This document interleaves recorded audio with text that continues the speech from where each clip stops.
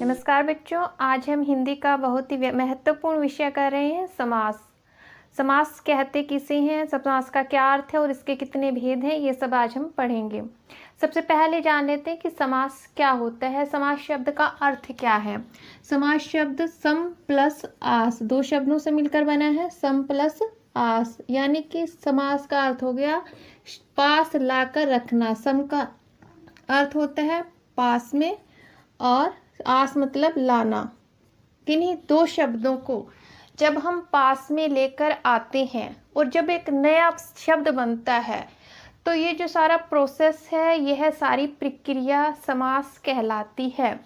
दो शब्द होंगे हमारे पास, दो शब्दों के मेल से जब कोई नया शब्द बनता है, दो शब्दों के मेल से नया शब्द जो बनता है, इस सारी प्रक्रिया को हमने क्या नाम दिया है, समास।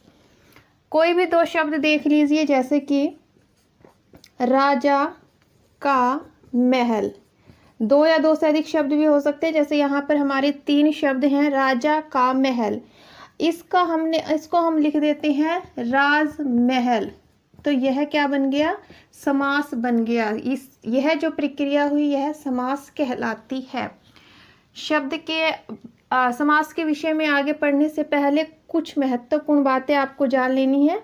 इसमें हमें जानना है कि उपमेय और उपमान के विषय में, उपमेय और उपमान, क्योंकि ये शब्द बच्चों बार बार आपके समास में प्रयोग होंगे, तो इसलिए इन्हें पहले ही जान लेना चाहिए। उपमेय क्या होता है और उपमान क्या होता है। अगर आपने अलंकार वाला टॉपिक अच्छे से किया है तो मैंने उसमें भी बताया था उपमेय और उपमान के विषय में। अगर नहीं देखा है तो यहाँ आप ध्यान से देख लीजिए। उपमेय कहा जाता है कोई भी साधारण वस्तु, साधारण वस्तु, और उपमान कहा जाता है कोई भी विशेष वस्तु को। जैसे कि जब कहा जाता है, कोई बच्चा जिद करता है भैया मैं तो चंद्र खिलौनों ले हूँ, चंद्र खिलौनों, चंद्र खिलौने के रूप में चांद चाहिए बच्चे को, तो चंद्र क्या है यहाँ पर, चंद्रमा उपमान, विशेष वस्तु है। चंद्रमा एक ही होता है, बहुत सारे चंद्रमा नहीं है, लेकिन जो खिलौने हैं बहुत सारे हो सकते हैं, साधारण वस्तु है यहाँ पर, इसलिए यह पर हमारा उपमेय है खिलौना, और चंद्रमा जो है वो उपमान है। उपमेय उपमान के बारे में हमें पढ़ना है। और विशेषण विशेष्य, पिछली क्लासेस में भी आपने पढ़ा होगा विशेषण विशेष्य के बारे में। विशेषण होता है जब किसी वस्तु की विशेषता बताई जाती है। जैसे कि कोई भी वस्तु है, जैसे मान लो वह सफेद गाय है, तो यहाँ इस वाक्य में जो सफेद है यह विशेषता बताई जा रही है, इसलिए यहाँ पर विशेषण है सफेद। विशेषण कहा जाता है जो विशेषता बताई जाती है, और विशेष्य कहा जाता है जिसकी विशेषता बताई जाए। यह सफेद गाय है, विशेषता किसकी बताई गई, गाय की, तो गाय हमारा विशेष्य हो जाता है और विशेषण हो जाता है सफेद। विशेषण विशेष्य उपमेय उपमान, साथ ही पूर्व पद और उत्तर पद। पूर्व पद और उत्तर पद इसके में पता होना चाहिए क्या होता है। पूर्व पद होता है जो पहला पद होता है। जब हम समास बनाते हैं, समास का निर्माण जब होता है तो जो पहला पद होता है, जैसे हमने यहाँ पर किया राजा का महल, तो यहाँ पर राजा का क्या है, पूर्व पद, और जो महल है वह उत्तर पद यानी कि बाद का। उत्तर का अर्थ होता है बाद का।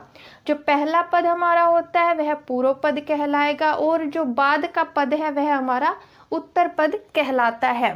तो इस प्रकार से इन बातों को आपने ध्यान में रखना है। उपमेय उपमान, विशेषण विशेष्य, और पूर्व पद और उत्तर पद, क्योंकि पूर्व पद और उत्तर पद मिलकर समास का निर्माण करते हैं। एक जो नए पद का निर्माण होता है, यह सारी प्रक्रिया समास कहलाती है। अब आगे देखिए, इसमें ये सारी चीजें अगर आपको समझ में आ गई हैं, विशेषण विशेष्य, उपमेय उपमान, पूर्व पद और उत्तर पद, तो इसके बाद बच्चों समास में बिल्कुल आसान रह जाता, कुछ भी नहीं रह गया है। इसमें बात कर लेते हैं हम समास के भेदों की। समास के भेद कई जगहों पर आप पढ़ेंगे कि इसके 6 भेद हैं, और कई जगह पर इसको 4 भेद इसके बताए जाते हैं। तो 6 भेद है इसके हम कर रहे हैं। कौन कौन से हैं? सबसे पहला जो भेद है वह है हमारा अव्ययी भाव समास। अव्ययी भाव समास। अव्ययी भाव समास में क्या होता है? अव्ययी शब्द, अव्ययी भाव, अव्यय यानी कि अव्यय। अव्यय किसे कहा जाता है? अव्यय कहा जाता है अविकारी शब्दों को।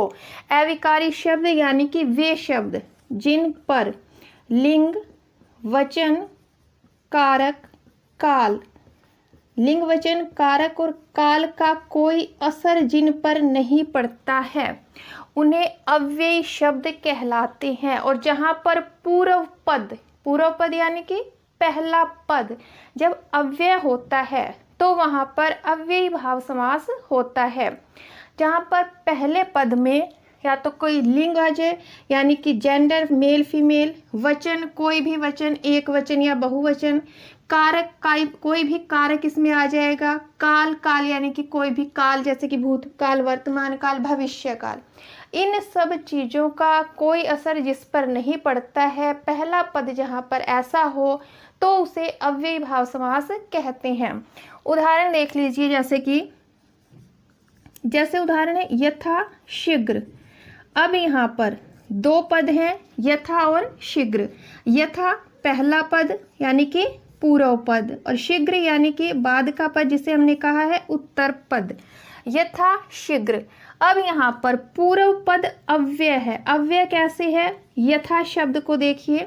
यथा शब्द चाहे इसमें कोई भी लिंग आ जाए यानी कि चाहे हम पुरुष के लिए प्रयोग कर रहे हैं या स्त्री के लिए प्रयोग कर रहे हैं, दोनों में ही यथा शीघ्र ही कहा जाएगा। उस पर लिंग, वचन, काल, कारक का कोई असर नहीं पड़ता है, तो इसीलिए यहाँ पर अव्ययी भाव समास हो जाता है। और शब्द देखिए, जैसे कि हमारा और शब्द है इसमें यथाशीघ्र के बाद बेशक, बेरोजगार। यहाँ पर जो पहला पूर्व पद आया है, शब्द यहाँ पर आया है, तो यहाँ पर चाहे इसके बाद कोई भी वचन आ जाए, कोई भी किसी के लिए भी प्रयोग करें, तो यह बे शब्द है, इसमें कोई परिवर्तन नहीं होगा। जो पूर्व पद है वह क्योंकि परिवर्तित नहीं होता है या फिर यह अव्यय है, इसीलिए यहाँ पर अव्ययी भाव समास है। इसकी पहचान देख लीजिए। कोई भी शब्द जहाँ पर ऐसे शब्द जिनमें यथा आ जाए, बे आ जाए, भर आ जाए या कोई भी शब्द बार बार आ जाए, कोई भी रिपीटेड शब्द जहाँ पर आएगा तो वहाँ पर अव्ययी भाव समास होता है। यथाशीघ्र, बेरोजगार, जैसे भर से भर पेट कर सकते हैं, भर पेट। शब्द बार बार आता है, कोई शब्द एक ही शब्द होगा बार बार आ जाता है, रिपीट हो जाता है, तो वहां पर भी अव्ययी भाव समास होता है। जैसे कि दिनों दिन, रातों रात। यहाँ पर क्या हो रहा है? एक ही शब्द है, दो बार इसमें आ रहा है।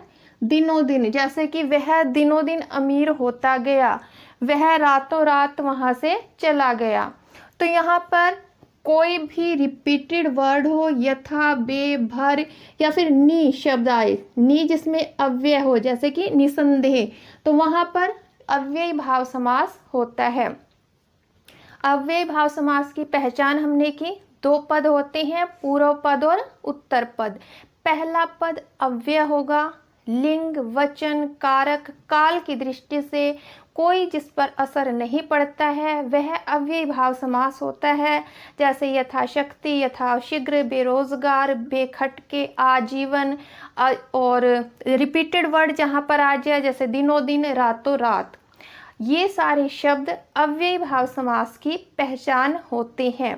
पहला पद अव्यय इसमें होता है। दूसरा हमारा समास देखिए, दूसरा समास है हमारा तत्पुरुष समास। अव्ययी भाव समास में हमने क्या किया? जिसमें पहला पद प्रधान होता है। तत्पुरुष समास की पहचान है कि तत्पुरुष समास में जब हम समास का विग्रह करते हैं तो विभक्ति चिन्ह आते हैं। विभक्ति चिन्ह कारक आपने पढ़े होंगे। कारक होते हैं जैसे कि कारक के 8 भेद हैं: कर्ता, करण, कर्म, कारक, संप्रदान, अपादान, संबोधन, अधिकरण, ये कारक है हमारे। तो जब इनमें से किसी के भी चिन्ह आ जाते हैं तो जब हम समास का विग्रह करते हैं तो वहाँ पर विभक्ति चिन्ह आ जाएंगे। विभक्ति चिन्ह, ये देखिए चिन्ह मैंने कैसे लिखा है, बोला जाता है चिन्ह न पहले बोला जाता है लेकिन लिखा है पहले जाता है। तो इसमें क्या है, इस समास विग्रह जब हम करेंगे तो विभक्ति वहां पर आ जाएगी। जैसे कि कोई भी उदाहरण दीजिए, रसोई घर। रसोई घर, रसोई घर शब्द है एक, इसका विग्रह करेंगे तो क्या बनता है, रसोई के लिए घर। यहाँ पर हमने समस्त पद का विग्रह कर लिया। जो यह हमारा शब्द बनता है इसे समस्त पद कहा जाता है, और ये जब अलग अलग इसको कर देते हैं तो इसको विग्रह कहा जाता है। समास का विग्रह हमने किया, यहाँ पर ये विग्रह में विभक्ति आ गई, के लिए। दूसरा उदाहरण देखिए, वन गमन। विग्रह करते हैं तो क्या बनेगा, वन में गमन, में विभक्ति इसमें आ गई। राज पुरुष, राजा का पुरुष, तो यहाँ पर का, के, की, में, पर, से, के द्वारा ऐसे जब विभक्ति चिन्ह है जहाँ पर विग्रह करने पर आ जाते हैं तो वह तत्पुरुष समास होता है। और उदाहरण इसमें देख लीजिए, जैसे कि हस्तलिखित। हस्तलिखित में आप विग्रह करेंगे तो हस्त से लिखित, से हमारा विभक्ति चिन्ह यहाँ पर आ जाता है, इसलिए यहाँ पर तत्पुरुष समास है। अव्ययी भाव समास में हमने किया था, पहला पद जिसका अव्यय हो वह वहाँ पर अव्ययी भाव समास है। तत्पुरुष समास में जहाँ पर दूसरा पद प्रधान होता है वह तत्पुरुष समास कहलाता है। तत्पुरुष समास की पहचान है कि जहाँ पर दूसरा पद प्रधान होता है।